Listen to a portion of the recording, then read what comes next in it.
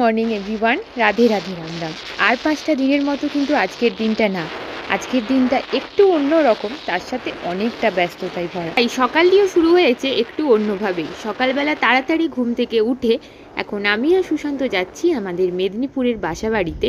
ওখান থেকে সমস্ত জিনিস প্যাক করে যেতে হবে আমাদের ফ্ল্যাটে। এখন আমরা যেখানে বর্তমানে থাকবো সেখানে, মানে একটা শিফটিংয়ের দিন। আর শিফটিংয়ের দিন মানেই ঝক্কি ঝামেলার দিন। লাস্টবারের মতো তো না, কারণ শানকে ভ্যাকসিন দিতে মেদিনীপুর তো আসতেই হবে। তবে মেদিনীপুরে থাকার শেষ দিন হিসেবে যতটা পেরেছি ততটা তোমাদের সামনে আর নিজের স্মৃতির মণিকোঠায় ক্যাপচার করে রাখার চেষ্টা করেছি।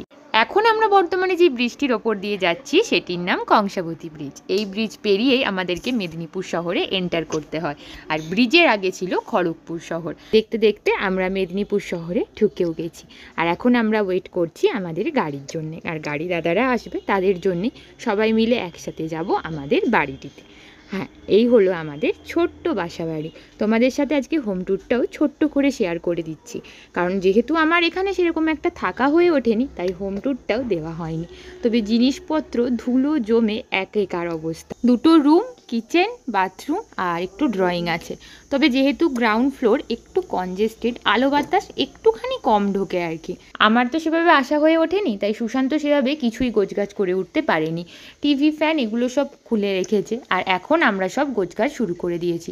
কিচেনটা দিয়েই শুরু করছি। সবার আগে আমি বাসনপত্রগুলো বক্সের ভেতরে ঢুকিয়ে দিয়েছি, ও এখন টেপ দিচ্ছে। আর তারপরে দাদারা চলে আসতে ভারী ভারী জিনিস যেগুলো ছিল সেগুলো এখন ঢোকানো হচ্ছে।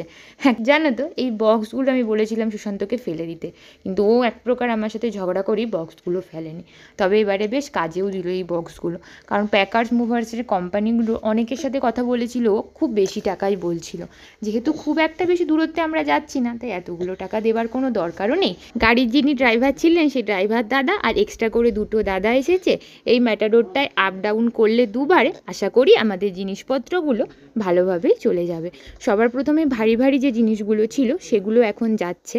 সুশান্ত এই গাড়ির সাথেই যাচ্ছে, কারণ নেক্সট টাইম আবার আসবে, তখন আমি সুশান্তর সাথে আবার বাইকে যাব।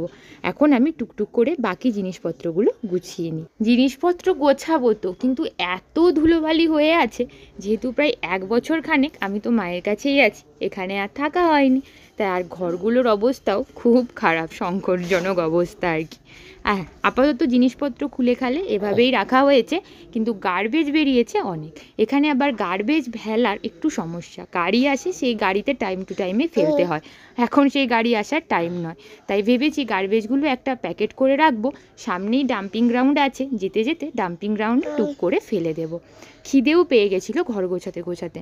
সুশান্ত এখনও এসে পৌঁছোয়নি, ও গেছে সেই ফ্ল্যাটে জিনিসপত্র গোছাতে। আর আমার জন্য অনলাইন থেকেই চিকেন থালি অর্ডার করে দিয়েছিল। ভাত, ডাল, তরকারি, পাঁপড় ভাজা, চাটনি, চিকেন ছিল। আমি খেতে খেতে সুশান্ত দেখলাম চলে এলো। ও ফ্রাইড রাইস আর চিলি চিকেন অর্ডার করেছিল। খাওয়ার পরে আবার দাদাগুলোও খেতে গেছিলো। তো সবাই খাওয়ার পরে এখন এসেছি বেড টেডগুলো খুলতে। এই বেডটা প্রায় 3 বছর দেখতে দেখতে আমাদের হয়ে গেল। উড়িষ্যাতে কেনা হয়েছিল। বেশ, আর খুব একটা বেশি জিনিস নেই, আর টুকটাক জিনিস আছে, হলেই আমাদের হয়ে যাবে। বেডটা খুলতে তো একটু ঝামেলা হয়, তাই একটু দেরি হচ্ছিল। সুশান্ত সেই ফাঁকে আমাদের পিউরিফায়ারটা খুলে নিয়েছে। ও বুদ্ধি করে যখন আগের বারে পিউরিফায়ারটা লাগানো হয়েছিল দেখে নিয়েছিল কিভাবে খুলতে হয়, কারণ আমাদের জিনিসপত্র খোলা, পড়া, লাগানো এসব তো করতেই হয়। তাই আর কোনো মিস্ত্রিকে এবারে ডাকা হয়নি, সুশান্তই খুলে নিয়েছে।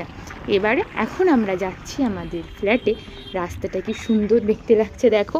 তবে বেরিয়েছিলাম সেই কোন সকালে 8টার সময়, এখন বেজে গেছে বিকেল প্রায় 6টা। এখন আমরা যাচ্ছি ফ্ল্যাটে, দেখি কিছুটা গোছাতে পারি নাকি। আজকের ব্লগটা এতটাই, পড়ন্ত বিকেলে রোদের সাথে শেষ করছি। দেখা করব নতুন ব্লগে, সবাই ভালো থেকো।